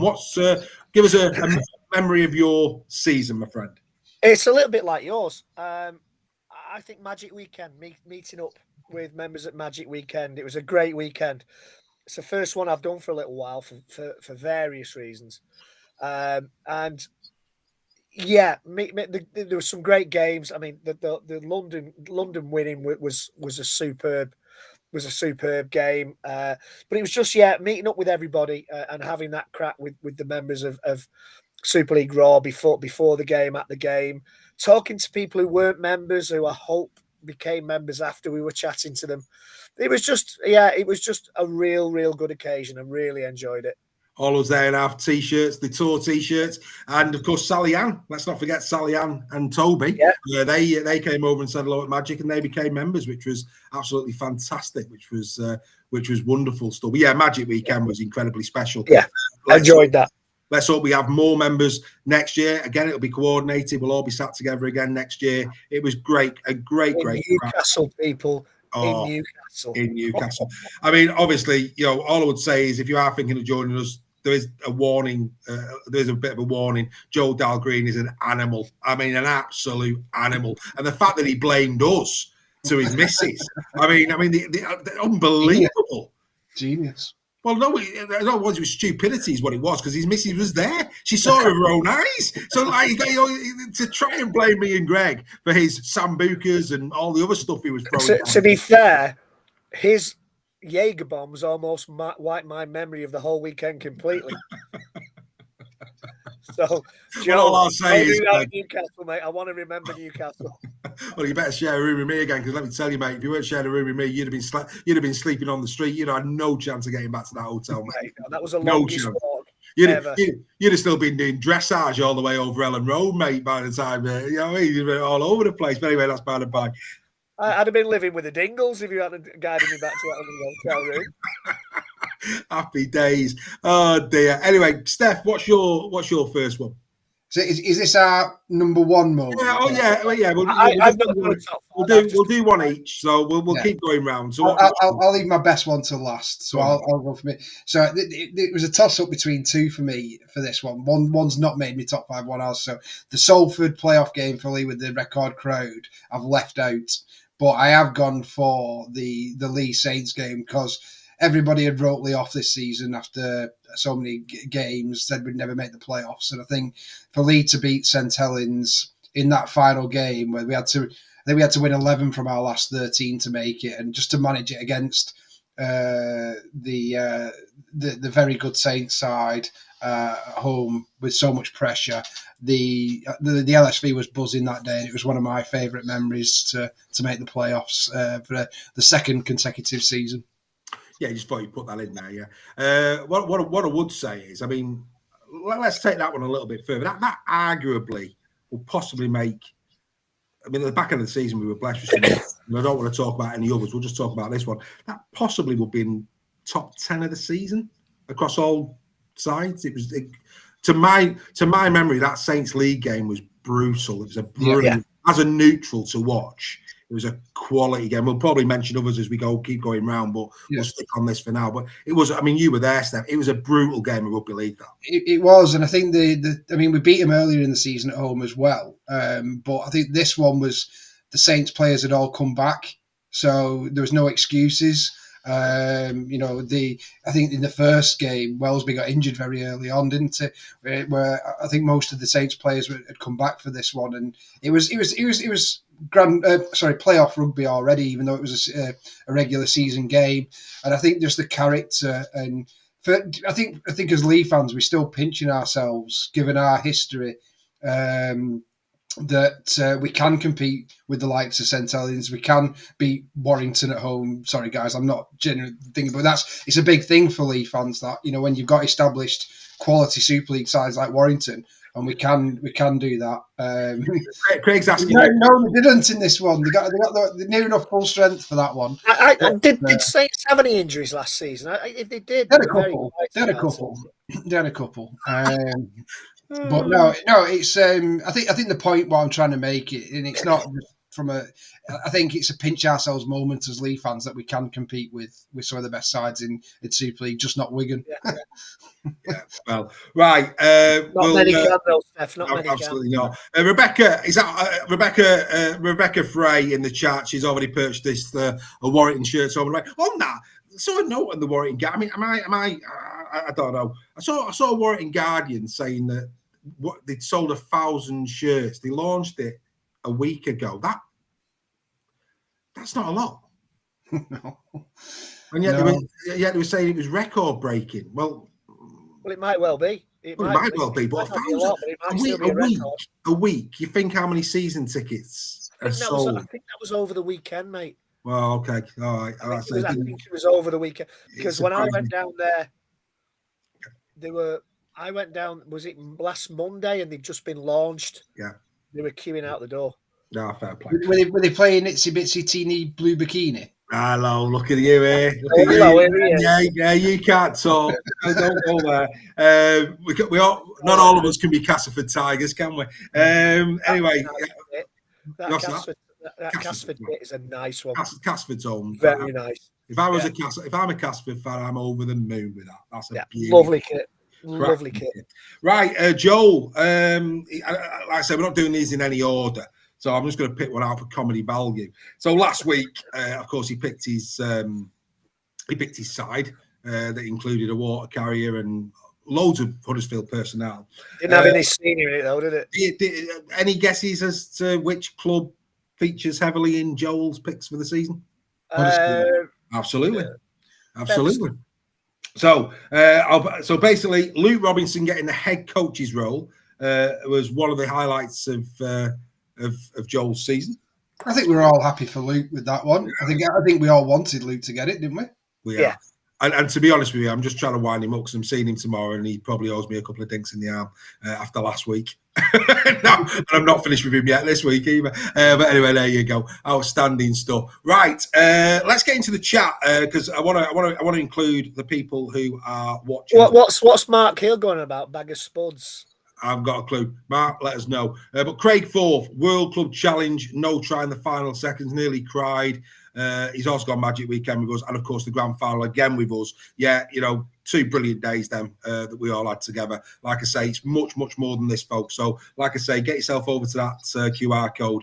It's far more than just this show, and it really is, and it's a privilege to have so many great people now as part of it. But I'm going to go to Nicola Burtonwood as well. She's in the chat. Nicola, the one and only Tom Amone gave my daughter his playing shirt after his last home game. Absolutely made her year. Such an amazing man. That's lovely, isn't it? That's heartwarming stuff, that is. I mean, normally I've got to have a good slurp of this fine single malt to get a bit on the warm side. But I have to say, Nicola, that beats the single malt. I don't know how old your daughter is, but regardless, that is a memory for life, isn't it? That's a memory for life, that. Yeah, get that shirt framed. Oh, yeah. Send it off to Santa to get the elves to wrap it up and get it delivered on Christmas morning. Yeah, absolutely superb. Really nice start. Yeah, keep them coming in the chat. We'll keep giving you shout outs as we going round and talking about our favourite moments from 2024. Right, I think it's back to me, isn't it? So where am I going to go? I'm going to go next. The Rob Burrow family made my year this year. Of course, it was absolutely devastating, the news that Rob had passed. But I think for me, forget the rugby, forget all of that. I think the Rob Burrow family, through the rugby league community and family, to be able to see their journey and the class that they've had Everything about that family, just pure class, pure love. It's been a great representation of what family is all about. Anybody who was with us at the grand final knows that I blubbed like a baby when the kids brought out the trophy at the start of that game. That was just, it just took me. It really did. But I just think everything about it, the fact that the day after Rob passed, his parents were there to plant the first tree, Lindsay Burrow, dearie me, what a lady she is. Absolutely incredible, Lindsay Burrow. The kids, the strength of those kids. I think there's no doubt about it. Those kids know how special their dad was. The amount of pride that they must have in Rob Burrow, number 7, is incredible. So for me, the way in which Sky did it, the rugby league community did it, but more importantly, the family element of what happened around Rob Burrow, I think it showed that through our sport, we've got very special people in it that actually, in a world that we're currently living in, we could probably do with more families like the Burrow family in it, quite frankly, at this time. So I wanted to pay a bit of a tribute to them, not just Rob the man, but now the family and everything around it, the way they conducted themselves, the way they've been, the lessons they've done. Lindsay and her talking, she's talking now. She's been appearing on various things. Incredible strength. Incredible. Absolutely incredible. So my second one is the Rob Burrow family, gentlemen. Any thoughts on that one? No. Go on, sorry, Rob. Go on, sorry, Steph. I'll come in on it because I had this as my number one moment, so I think it's probably apt that I follow that up. Go for it. Rob Burrow's dad explained that the first game he took Rob to was Leeds versus Lee, and I know Derek, in our Wembley winning year, talked a lot about serendipity. That's serendipity in its highest form. I think it was meant to be that Lee v Leeds was played on that day. I think it's the most beautiful moment I've ever witnessed live in a stadium. It was a privilege to be at Headingley on that day to celebrate Rob's life. I think we've all lived the roller coaster of Rob's journey since we heard of his diagnosis, and I think the whole it was surreal. It was like an out of body experience being at that ground on that day. And I think the Leeds fans and the Lee fans, it was just perfectly that it fell that way that we were there. And I think the Lee tribute to him was outstanding. And I think from a rugby league point of view, it showed our sport off in the saddest of times. It gave it the most beautiful of moments. And I don't think I could have picked any number one without going to that one. It was just the most special occasion I think I'll ever witness in a rugby league stadium. Fantastic. Reggie? Well, yeah, I don't need to add any more to what Steph just said. One of my highlights, and I wasn't there, but was the Rob Burrow tribute game. I don't need to add anything more to what Steph said. He said it all. He's encapsulated it perfectly. So that was another one of my highlights. That game, Steph was there. He knows how emotional it was. You could get that through the TV as well, and nothing more to add to that. Fair enough, boys. Yeah, fair enough. So we'll come back to yourself then, Reggie. What's your second one on your list? Well, that Rob Burrow one was the one I put down. So I don't know if you want to go. If you want to go next, Dave, and then come to me again. I think I'll tell you what we'll do Joel's perfectly. We'll do Joel's, and then we'll go again. So Joel's, a quick one for Joel. Joel, the Curry night after the Warrington game, that was a good night, Steph. It was a good night. After the Huddersfield-Warrington game, myself, Dawn Baker, Greg Roach, I'm going to miss people. Anton, of course, was there as well. Who am I missing? I'm missing someone. Who am I missing? Uncle Freddie was there. Uncle Freddie, yeah. Uncle Freddie was there. I'm missing someone. Oh, Ryan. Was his nephew there? Was Freddie's nephew there? And our taxi driver. Our taxi driver, yeah. Yeah, that's right. What's I can't remember his name now. Begins with a J. It was what? It begins with a J. I can't remember. But that again, guys, again, people, there was a Wigan fan, Warrington fan, Huddersfield fans, all went together to watch Huddersfield Warrington, and we ended up having a curry after. It was a cracking day. More of that to come in 2025. So that was Joel's second one. Let's get back into the chat. Where are we? Let me have a quick look in here. 14 is Nicola's girl, so that's good. Right, I did actually see one from it's Phil Webster. Phil Webster's moment, realizing that all Hull FC had to celebrate was repeating since 1985. I mean, I can imagine it was a good time to be a part of Hull KR last year when there was so much pain going on over the other side as it was. Mark is in. He's put in joining Super League Raw. His second, and rightly so, his first one was his granddad at Magic Weekend. That's happy days, isn't it? I mean, that's a lifetime memory that Mark had there with his granddad, which was fantastic, wonderful stuff, outstanding. And another one, grand final day, he's got in as well. The final day, singing with Greg Roach, only one Rob Burrow at Manchester Station.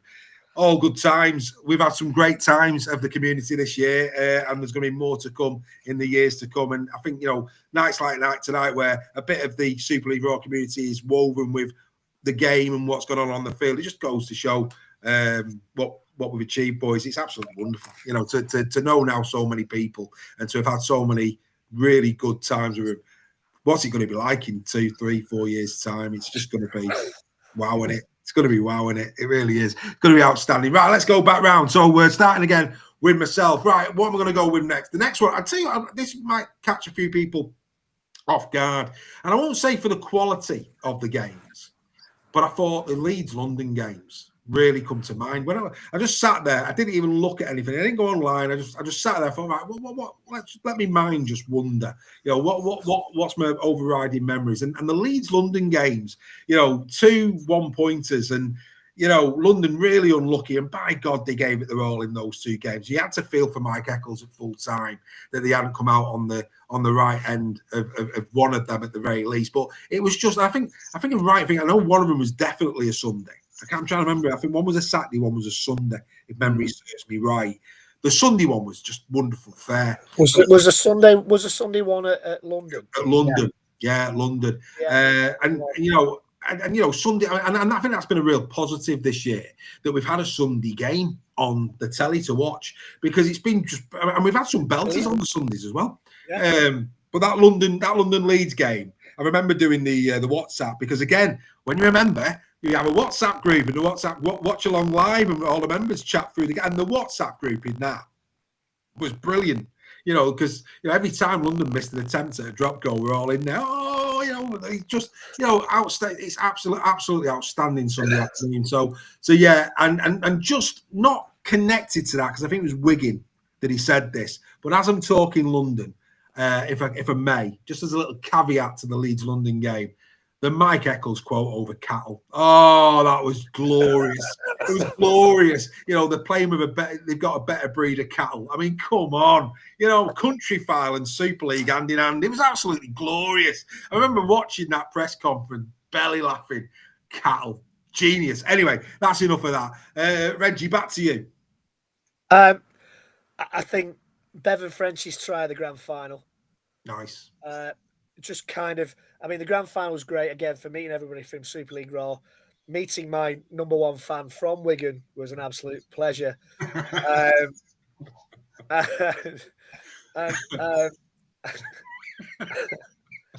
But Bevan French's try, it kind of encapsulated his season. It summed Bevan. You could pick one of 6 or 7 Bevan French's try in the run into the end of the season that were probably better than that. That the kick through one that wrong-footed an entire defence was class. But the grand final one where it was almost a mirror image of the Rob Burrow try at the grand final. That was a highlight for me. In fact, it was probably in a game that was was a classic game for defences and for kind of the purest, that was a moment of magic for me. So that stood out in my mind as a highlight of the season. Fair play. It was a wonderful try. Steph, what have you got? I've gone for Paul Vaughan getting rightly sent off at Lee. Okay. No, I'm not really. I'm only joking. No, we don't talk about that anymore, do we? For those on the podcast, Greg's just turned his screen off.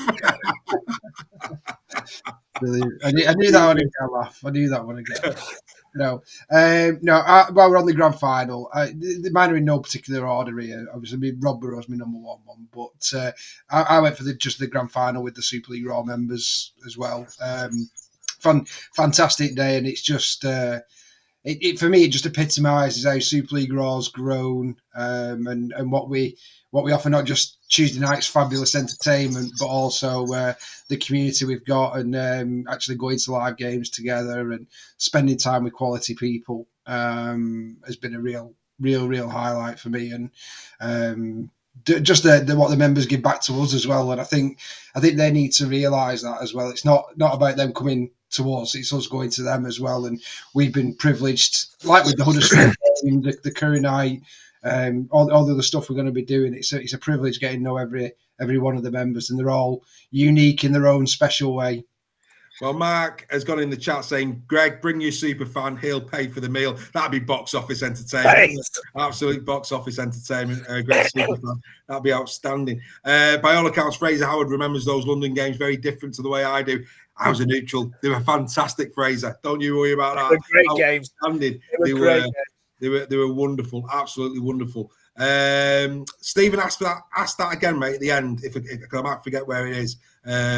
We'll come back to that a bit later, if that's all right with you. And Nicola Burton was in the crowd, Steph, at the Rob Burrow tribute, and she said it was a privilege and a night that she will never forget. Right, back to Joel. Brad Dwyer's saving try, a try saver, I think, against Conrad Hull. He said it was surreal. Yes. I remember that one. Yeah. So Brad Dwyer's try saver against Conrad Hull. That's where he's going. Yeah.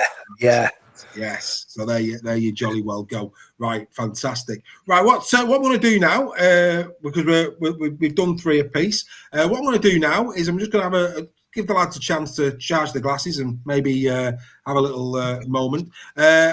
Our latest in conversation is going to be out for non-members to view on Sunday. It'll be available as a podcast for your trip to work on Monday instead, of course, as the final whistle. You're now going to have an in conversation. It was with Harry Rushton, and we're also going to announce as part of this feature who the next in conversation will be. Here we go.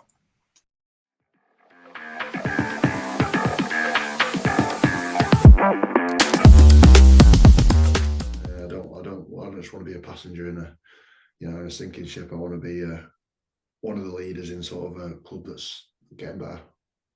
Good man. And when Earl was on, I don't know if I've told you this, I don't think you have. So let's get a reaction on this. Earl Crabtree said, and I quote, he sees in Harry Rushton a future Huddersfield Giants captain. That was his words. What do you make of that? No, I'm pretty humbled by that. Yeah, no, it's nice to hear. Like I say, I don't talk much. I try and lead with my actions, and if that did come about one day, then I'd be, I'll be very proud of that. But I just need to focus on I just focus on the day-to-day training, training, and then into the games. I don't try and focus any further into the future. But yeah, it's nice to hear that, especially from Earl. He's a legend of the club. He's still involved, obviously, as you'll know. So yeah, no, it's not nice to hear. There you go. I thought I'd save that one to the back end of the in combo, but.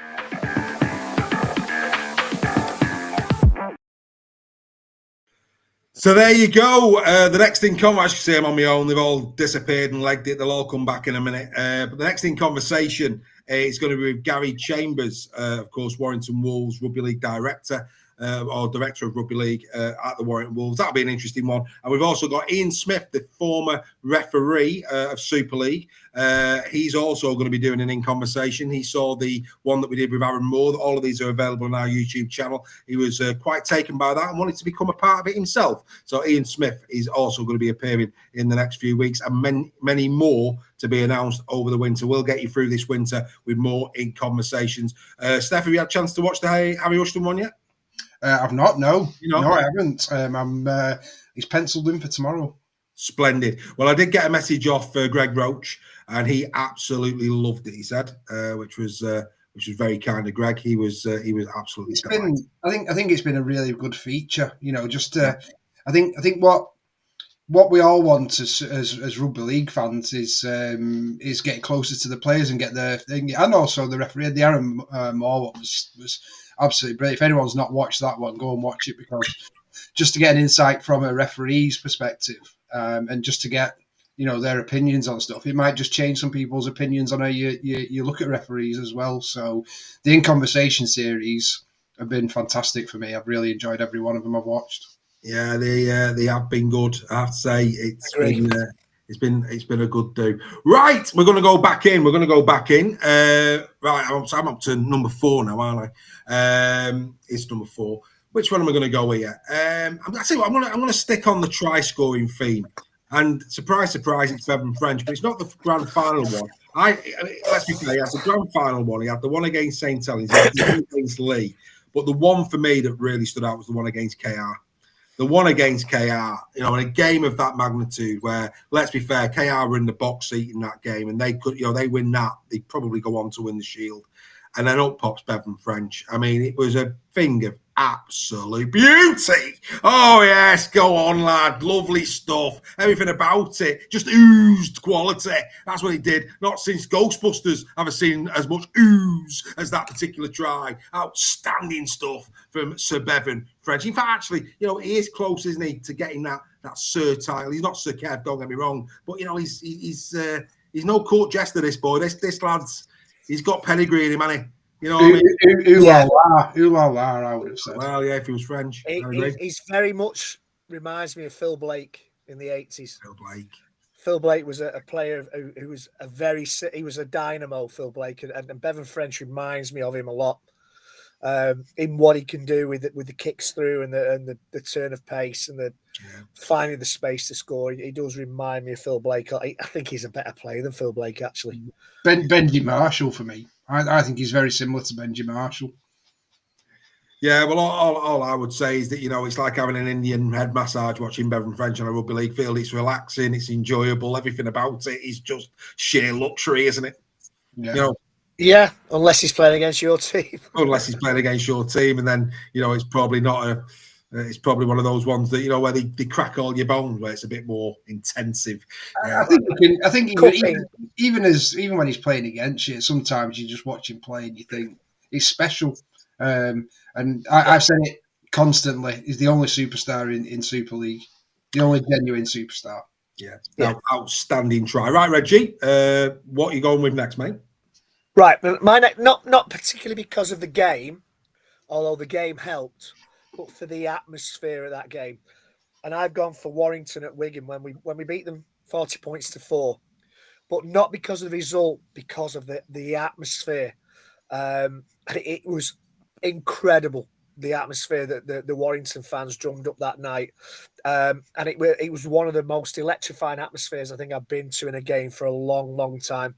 Warrington fans turned out in force for it, and it just stuck in my mind because I think I said at the time it was almost like being at a gig. It wasn't like being at a rugby game. It was like being at a gig, and the atmosphere, the kind of the feeling around the Warrington fans. The result helped, obviously. If the result had gone a different way, I might not have been thinking of it so favourably. But that for me was a standout because we've had a lot of lean seasons over the past couple of years, Warrington, and that for me was when the Warrington fans got back to what was that then? Got back to kind of how they used to be when they were at Wigan games. The atmosphere was brilliant, absolutely fantastic. My overriding memory of that was Lindop. Lindop, Yeah. that movie was outstanding. Yeah, but the atmosphere, it was bouncing that night. It was something else, the atmosphere that night in that game. Well, I think the thing about Warrington's season, and that possibly that the way they performed against Saints, certainly that Wigan game, I think probably more so than anything that Wigan game. Warrington are back in the contenders bracket now. They've not been for 2 or 3 years, and all of a sudden, where the likes of Wigan and Saints, and rightly so under the last couple of years, this is an easy 2 points. All of a sudden, it's not as easy. They're not as confident, and that I think that's the biggest tribute you can give to Burgess and the coaching staff and the team this year is that the respect element is back, which had been lost. And people will probably call me biased. My best mate from Wigan will probably call me biased, but for me that was standout. It was standout. I haven't enjoyed an away game like that for a long time. I have to say, and simply because of the atmosphere. I have to say, I'm pretty sure that if all of the members that were with us on that grand final, if they were answering this question, at least one of them would say that was their moment of the season. Your mate. Oh, my mate, yeah. So for those who are listening to this, and people, it's a bit of an in-joke, but when we were at the grand final, there was a Wigan fan, and he must have been at least 10 seats to our right. He was miles away from us. And when Bevan French went in for the try, he looked over. Clearly he watches this, and he took a real. He was pointing at Reggie and giving him, and then he ended up coming over, giving it big, and it was just like it was comedy gold. So much so he's now got his own sticker. He's got his own sticker in the WhatsApp group. But the thing was, he only came over when I'd gone to the loo. He was waiting for it. It was comedy gold, mate. It was comedy gold. Right, Steph, where are you going next? I'm going for a try as well. And it was a very, very, very special try. I'm going to do a bit of a Joel here on the Lee theme, but Josh Charnley's 300th try against Salford. Again, a bit like what Reggie was saying in terms of atmosphere. I can't remember a stand, just erupting when he went through. What a way to score your 300th try. I think, like we've said it a few times with these, some things are written, and I think it was written for him in that game to score a try from his own 30 metres and do what Josh Charnley does. And I think the pictures from Sky were fantastic, just to see the crowd behind him all standing up as he's running down the wing. It was a hair on the back of your neck standing up, and the way he celebrated it as well with the Lee fans. And I just think it was a brilliant way to get your 300th try. And what a player he's been for a number of clubs: Warrington, Wigan, Lee, Hull KR. He's a special player, Josh Charnley, and we're privileged to have him at Lee. And it was great to see him get his 300th try in that very special fashion. I mean, if you're gonna score a try of that magnitude in terms of a record type of try. They're the one. That's how if you dreamt it, that's what you're dreaming of, innit? A try. Yeah. You don't want one where you just basically get fed by your centre and you just pop it down. Exactly that, and that's why I picked it, because it could very easily have been, a Lachlan Lamb loop pass where he's just putting it down, and those have been spectacular. But I mean, it's a bit like Marshall. A bit like Matty Ashton at Warrington. Josh Charnley scores some spectacular tries with the mathematics in the corner. But I think to do it from your own 30 metres, it was in a very important game as well. But it was just a superb try, right up there with I think probably the top 10 tries of the season for me. It was just a special try, but even more so for the milestone of 300 tries, and that in itself is an achievement to score that many tries in Super League. Well, Nicola's being very nice in the chat there, saying that she thinks we're amazing and she loves Super League Raw. You too are amazing, Nicola. You too are amazing. We're all amazing people. We all are amazing people. Right, Joel Scholes. He's gone. I tell you what, You know, and it's interesting. Your mate, you know, we laugh about. I was seeing John Wilson said he actually watches us on YouTube. The Wigan fan. I didn't catch his name on the night. So if you're watching this, pop your name on the YouTube video, and we'll give you a shout out next week. You know who you are. But let's be. And I do love you, really. I really do. And in terms of, you know, Reggie's mentioned, you know, Bevan French's try. I've mentioned a Bevan French try as well. You know, we're rounded people here at Super League Raw, and now we've got a Huddersfield fan in Joel. One of his top 5 moments of the season. I have to say, this is a shout. This is a shout. Matty Ashton's try saver against Ash Handley at Headingley. Oh, that's a shout. Yeah. That's a shout. That one was as good as Joe Burgess. Was it against you, where Joe Burgess went coast to coast in defence? Yes, yeah, it was against you, wasn't it? Very, very similar. Yeah, I mean, you know, that game was in the balance at Headingley. It was in the balance. Ash Hanley sets off and everybody's saying try. Matty Ashton runs diagonal right across and takes him out. And like I say, in the same mould as Burgess. That coast to coast. Anybody who hasn't seen that, go and watch the highlights of OKR against Lee. Go and have a look at the highlights. That it's the Headingley game, Leeds against Warrington early in the season, probably around 10, 11, around that time. I think it might have been a bit earlier. In terms of defence, in terms of giving your all for your teammates, you know, there's no greater example than Matty Ashton at Leeds and Joe Burgess against Lee. Yeah. Wellesby against Warrington. Well, I mean, absolutely, in his own world, yeah. But I mean, yeah, I know, yeah, he's got. But yeah, I say, but no, but genuinely, you know, that for me, that's about commitment. You know, when you see wingers doing that, outstanding. So well done, Mr. Scholes. That is a great shout indeed on there. Right, we're coming to our last ones. Hey, again, we've judged this spot on in terms of time. Loving it. We're getting through winter with some great discussion. Right, my next one. I'm going to go. I've got to go there. Warrington Saints elimination playoff. What a game. Now, this isn't bias. I don't think there was a better game all season than that game. Genuinely. That game just had it all. It ebbed, it flowed, it went one way, it went the other. It was brutal in defence, massive talking points, golden point in a playoff game. What more do you want? It was just, you know, it was one of those games where, and again, get in the chat if you disagree with me by all means, but it's one of those games that if I had to think of a game last year, the KR Wigan one runs it close. I think that one was a good game. Saints Wigan Good Friday was a good one, but not as good as this. No, I think you're right. Yeah, not as good as this. That was the first game where I thought the season started. Absolutely, that was a belting game. But I think this one, if at the end of the season, if you know, somebody was on a desert island and we were about to swim home and wanted a new passion and a new sport to watch, and for some unbeknown reason, that desert island had electricity, you know, something to watch every game of rugby on. And I had one game from this season to send them to make them realise what an incredible sport our sport is.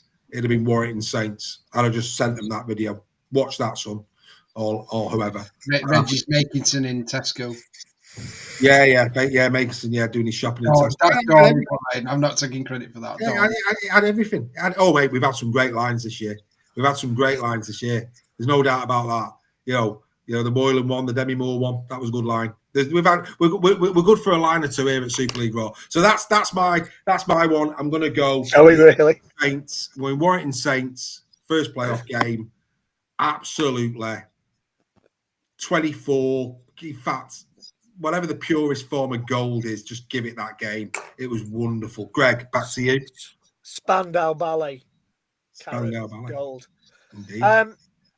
The highlight was in fact, I'm sorry, Dawn, but Tommy Makinson tucking into his cheese and pickle sandwich, his packet of Quavers and his bottle of Oasis as he waited for the video referee to give the try against Warrington in that game. No, for me, I agree with you, Dave. But for me, the moment of the season was the George Williams drop goal. To cap off what was for me the best game of the season. Warrington would lose that game 9 times out of 10. And that for me kind of cemented how far we've come in the short time that Sam Burgess has been at the club. We lose that game under Darryl Powell. We won't even be there under Darryl Powell. Under Steve Price, we lose that game. Maybe we win it 5 times out of 10. Tony Smith. But the drop goal, the George Williams drop goal for me was the highlight of the season for me. Coming after such a fantastic game of rugby league that went, we'd lost it at half time, we'd won it with 30 seconds to go. But it just had everything. Just had everything that game. John Wilkinson in the chat there, Greg. Was say again. John there said the East Stand. That was what did it for me. When the roar went up from the East Stand, because we couldn't tell from where we were stood in the South Stand that it had gone over. And when that was goose pimple moment. It really was. I mean, talking about goose pimple moments, the Fijian hymn, the Tongan choir that have been in evidence with the over the last few weekends down under. But that for me, that was, you don't often get goose pimple moments in rugby league. But that was when that drop goal went over. That for me, and again, yes, accuse me of being biased, but that for me was. But the point is, it's not about bias. The highlight of the season for me. But it's not about bias, because by the very definition of these top moments, I mean, I'm talking about the family that's Super League Raw. I'm talking Leeds, London. I'm talking Rob Burrow family. I'm talking the Bevan French against KR. As a Warrington fan, you're allowed to have a favourite moment from your own team. I don't care what anybody says. You are the same with Joel. It's the same with anybody else. We're only human after all. But I think that your list has been very balanced, mate. And I just think it was the game of the season. Yeah, it was. There's some great games. The Salford Wigan game with the Mark Sneed drop out. It's like the Salford Saints game. Castleford League, the Wigan Saints game, London Hull, the London Leeds games were great games. But that for me, because there was such high stakes, was the game of the season for me, and that drop goal was the moment that will stick in my mind for a long time. Before bringing in Steph, you mentioned the word goosebumps. It would be amiss of me not. We were all there that day. The Challenge Cup final tribute to Burrow as well. That was something special on Challenge Cup final day as well. Yeah, that was a moment in the season, because at that point emotions were still very, very high, weren't they? And it was just, again, impeccably done, beautifully done. Goosebumps. The Sale Warrington shirt got left at the. It did. Yeah, you got the skin out, sir. You got the skin out. All those fair ladies in the fair town of London, just like Huddersfield cheerleaders, mate. You've ruined my number one moment. Is that your number one moment? The cheerleaders? No. Oh, mate. It should be, but it's not. Yeah. It was their number one. If they were coming on, they would say it was their number one moment. Beating Steph Sale. Outstanding. Right, go on, Steph. What's your last one? Well, it was a fantastic segue actually that day, because I was honoured to be invited to go and watch the Challenge Cup final at Wembley this year with yourself, Dave. And I just entitled it live from London. So I don't know if it probably wasn't not to go and watch, but if you want to go and have a laugh, myself and Dave were watching the we went and spent the weekend together, which was an honour in itself with you and the family. It was a fantastic weekend in Wembley. But my number one memory this season is I can't even remember. Where were we? In Covent Garden. Covent Garden. Yeah, going live from Covent Garden after the game with our new microphones, and convincing bartenders to give us 30 quid glasses of wine for 15 quid or whatever we did.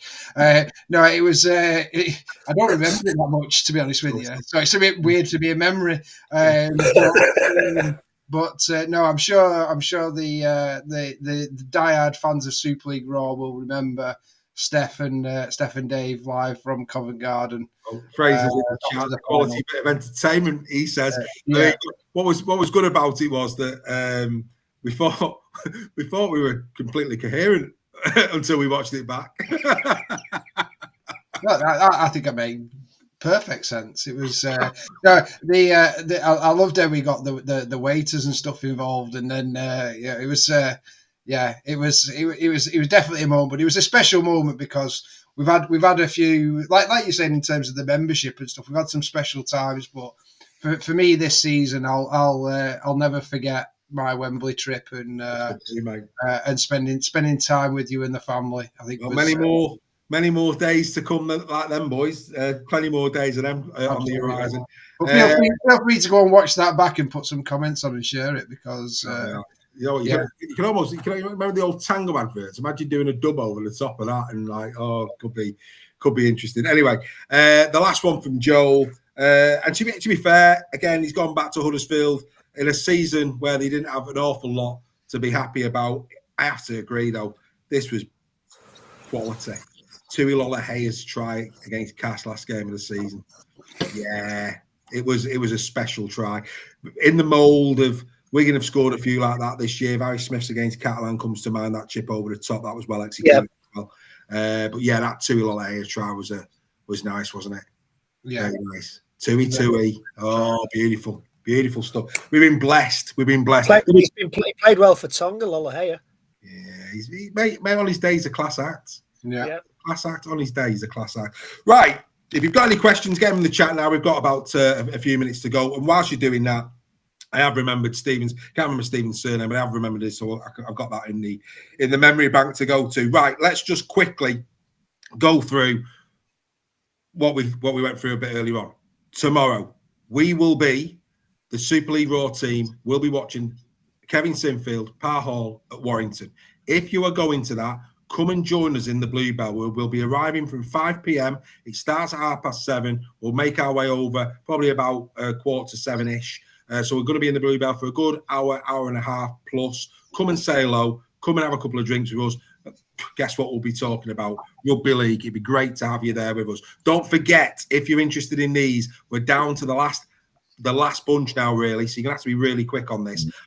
96 playing cards in a top trump type of fashion. Super League Superstars. Super League Raw 21@gmail.com. If you're interested in them, get that over to us. And of course, don't forget, we are live at the Bluebell, 21st of January, 2025. Tickets are on sale now, patreon.com. I will put our Patreon email address and everything up whilst we're doing this part of the show. That's what you need to do. Do the QR code, do the email, or message me whatever way you can if you want those Super League Superstars.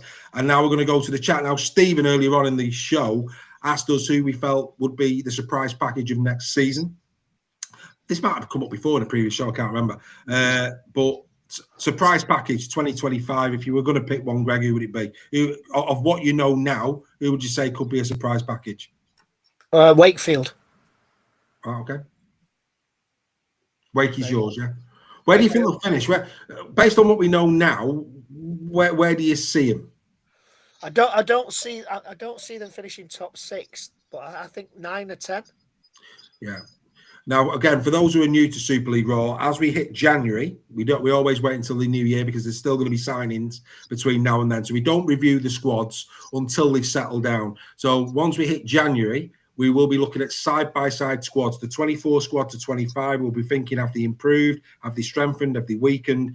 And we will, of course, predict where we think they're going to finish. That'll be on the lead up to the new season. But Greg there saying he thinks Wakey will do well. In and around maybe 8th, around the 9th position. Yeah. If they stay injury-free, Salford will surprise again. If they stay injury-free, I think they've got another season in them. I think some of the signings have been quite astute, if I'm being honest. It sounds as though Nene McDonald, well, It sounds like Nene McDonald's staying, but again, fair play to Paul King. We were talking about, will Paul Vaughan stay at Warrington? Will Bevan French stay at Wigan? Will Brodie Croft stay at Leeds? And then Nene McDonald has come up as another one that may or may not be being courted by the NRL. And King said it absolutely spot on. Nene McDonald's phoned him and said he's committed to Salford. He said, however, if he gets offered a lucrative contract at the NRL, how could anybody stand in his way? That's the CEO of Salford, where Nene McDonald's concerned. This is people's lives at the end of the day. If they're going to be offered 500, 700, 800,000 pounds, $800,000, or in our money, $500,000, 600,000, how can you hold them? Yeah. How can you hold them? It's just that's the art, isn't it? Like, you can, as much as you want to keep them. How can you? So I think Salford, Steph, surprise package. Yeah, I'm going to go Salford as well, but for the other reason. Yeah, I think I do think that injuries are going to hit them this year. I think they're incredibly lucky. Apart from they had Nene and Lafay injured at the same time, didn't they? At one point this season, but I think it's going to be a surprise. That I think a lot of people will pick them to do well this season, and I don't think they're going to. I think they're going to drop out of the top 6. So. I'm struggling though, because I do think I think there'll be a lot of what people expect. There's not been massive changes in squads really. There's been a few signings coming in and stuff, but I'm struggling to pick someone who's really going to. I think Wakefield, I'm expecting them to do better than what London did. So yeah, I just think Salford will drop out of the 6 this year. Fair enough. Right, Aidan Simpson, he said, should Super League stay as 12 teams and go to 14? Again, going back to King's interview, he was adamant they need to be bold. And I agree with him. It was a good interview. Bottom line is, what he was saying was, look, the bottom line is the salaries are going up, distribution is going down. So if we carry on doing what we're doing, we're going back to part-time, pretty much is what he's saying. The game's dead. So it's time to be bold. So he said, we need to go to 14. We need to spark interest. We need to be bold. And I agree. I think 14, it needs to happen. It does. Get rid of the loops fixture. Go to 14. That'd be my shout, Greg. Yeah, I've advocated that for a long time. Yeah, that we need more teams in Super League. When I started watching, there were 20 teams in the first division. Yeah, I know. And those days are long gone, I think. Yeah. But we need it's like the Scottish Premier Division. Rangers, Celtic 4 times a year. The magic's gone. Yeah.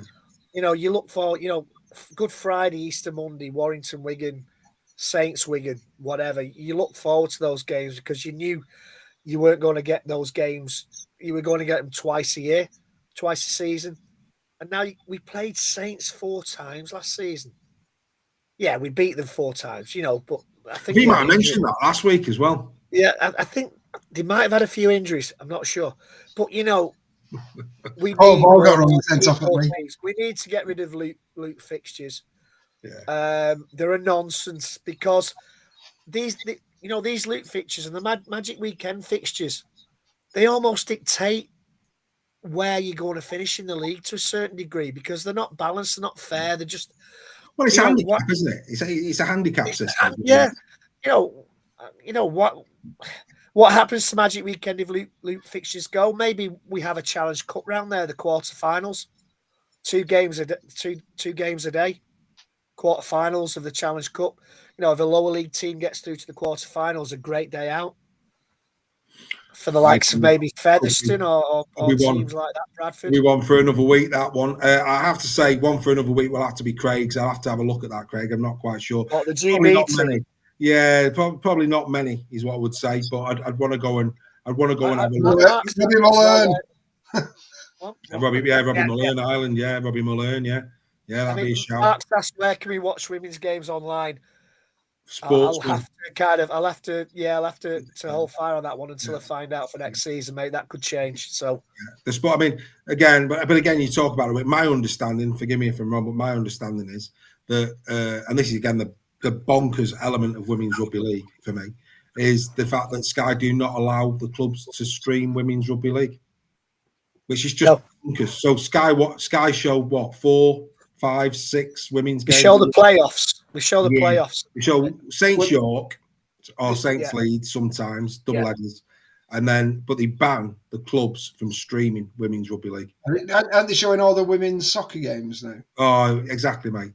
You know, how do you ban it if you've got no appetite for it? If you're only going to, I mean, it's a bit different if you put if you're showing 3 or 4 games, or like what they've done with the game, the men's game this year.